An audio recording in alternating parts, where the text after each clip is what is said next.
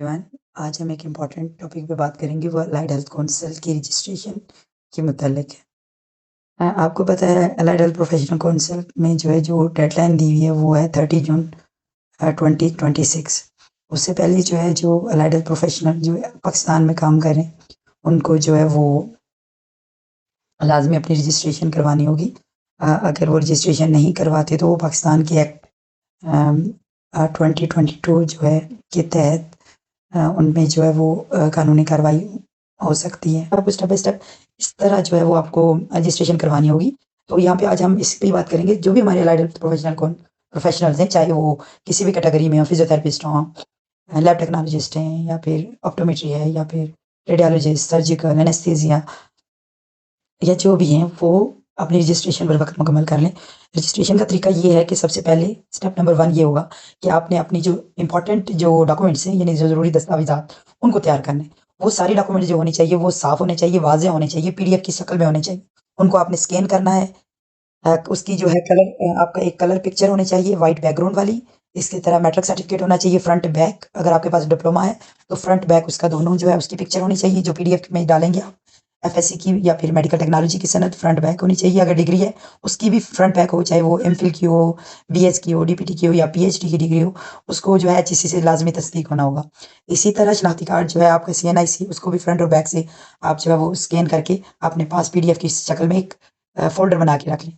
Step number 2 में ये होता है कि आप ऑनलाइन अपना जो पोर्टल है उस पे आप अपना अकाउंट बनाएंगे, और अलाइड हेल्थ प्रोफेशनल काउंसिल की जो ऑनलाइन पोर्टल है वहाँ पे जाके साइन अप या फिर रजिस्टर्ड पे क्लिक करेंगे, और फिर आपका ना ईमेल आईडी, मोबाइल नंबर और पासवर्ड दर्ज करेंगे। अकाउंट बनने के बाद फिर आप लॉगिन हो जाएंगे उसके अंदर। उसके बाद हमारे पास आता है थर्ड स्टेप में आपने क्या करना होता है, अपनी प्रोफाइल यानी आपकी जितनी भी इंफॉर्मेशन है, ज़ाती मालूमात, वो सारी उसके अंदर इनपुट करेंगे, डालेंगे। उसके बाद आपने जो तस्वीर है वो अपलोड करनी होगी। आपने जो भी मालूमात आप दे रहे हो उसको देने के बाद सेव पे क्लिक ज़रूर कीजिएगा। जब भी आप स्टेप नंबर 5 ये है कि जब भी आप ऑनलाइन दरख्वास्त भरेंगे तो आपने हमेशा अपनी जो इन्फॉर्मेशन है वो सही तरीके से और दुरुस्त तरीके से दराज करनी चाहिए आपको।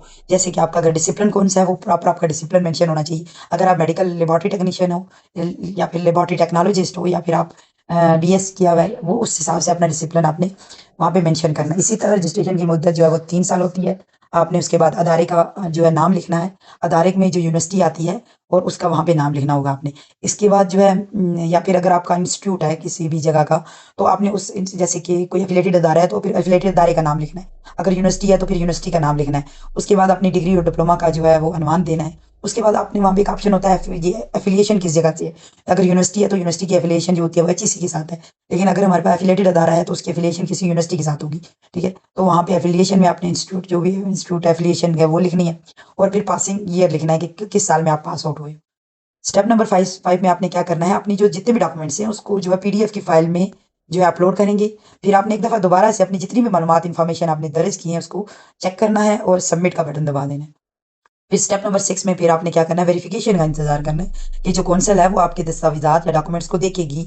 वहाँ पे जो भी बंदे हैं वो देखेंगे कि आपने जो डॉक्यूमेंट सही दिए हुए हैं, कि आपकी जो आपने जो प्रोफाइल बनाई हुई है वहाँ पे जो इन्फॉर्मेशन है वो सही है या नहीं है। अगर आप इन्फॉर्मेशन गलत देते हो तो फिर आपका जो काम है वो डिले होता जाएगा। अगर आपकी दस्तावेजात अगर सही हैं, वो तस्दीक होगी हुई हैं, तो फिर आपको एक ईमेल या फिर मैसेज मसूल हो जाता है। लेकिन आपने गलत भी इन्फॉर्मेशन दी हुई है तब भी आपको मैसेज मसूल होगा, लेकिन वो फिर ये होता है लेट मिलता है आपको। उसके बाद ये होता है कि आपने फिर जो स्टेप 7 में रजिस्ट्रेशन फ़ी जमा करवानी होती है। जैसे ही आपका जो डॉक्यूमेंटेशन का जो है वो तस्दीक होती है, आपकी जो इन्फॉर्मेशन की तस्दीक होती है, तो आपको फ़ी जमा करवाने का पैगाम मिलेगा। आपने दोबारा पोर्टल पे जाना है, दोबारा लॉगिन करना है। जो आपने की जो रजिस्ट्रेशन फ़ी है वो ऑनलाइन दर्ज करनी है, चाहे वो क्रेडिट कार्ड के ज़रिए कर रहे हो, चाहे वो डेबिट कार्ड के ज़रिए कर रहे हो, तो वो फिर आपने क्या है वहाँ पे फ़ी अदा करनी है। उसके बाद स्टेप 8 पे आपने जैसे क्या करना है, जैसे ही आप जमा करवाते हो अपनी फ़ी जाते हो तो आपका रजिस्ट्रेशन सर्टिफिकेट अब वसूल होना होता है। इसमें ज़्यादातर वो 45 डेज़ के अंदर आपको रजिस्ट्रेशन सर्टिफिकेट आपके एड्रेस पे मौसूल हो जाता है। लेकिन अगर आपने कोई इन्फॉर्मेशन गलत दी है या फिर कोई आपने गलत किया है, तो फिर आपको ये चीज़ें प्रोसेस लंबा चलता है। इम्पोर्टेंट आपको इन्फॉर्मेशन आपको पता होनी चाहिए कुछ चीज़ें, जैसे किसी भी एजेंट या गैर मुतल्लिका शख्स को आप पैसे नहीं देंगे। ये सारा अलाइड हेल्थ प्रोफेशनल काउंसिल को ऑनलाइन खुद ही आपने करना होगा। तमाम मालूमात हमेशा दुरुस्त होनी चाहिए, असल दस्तावेज़ात होनी चाहिए, कोई टेम्परिंग वगैरह नहीं होनी चाहिए। अगर गलत मालूमात देते हो तो फिर आपकी रजिस्ट्रेशन मनसूख हो सकती है। याद रखें, जो रजिस्ट्रेशन आप करवा रहे होते हो वो आपकी पेशा वराना शनाख्त, कानूनी तहफ़्फ़ुज़ और मुस्तक़बिल की तरक्की के लिए इंतहाई ज़रूरी है। आप बर वक्त रजिस्ट्रेशन करें, महफूज पेशा और रोशन मुस्तक़बिल की ज़मानत होती है ये।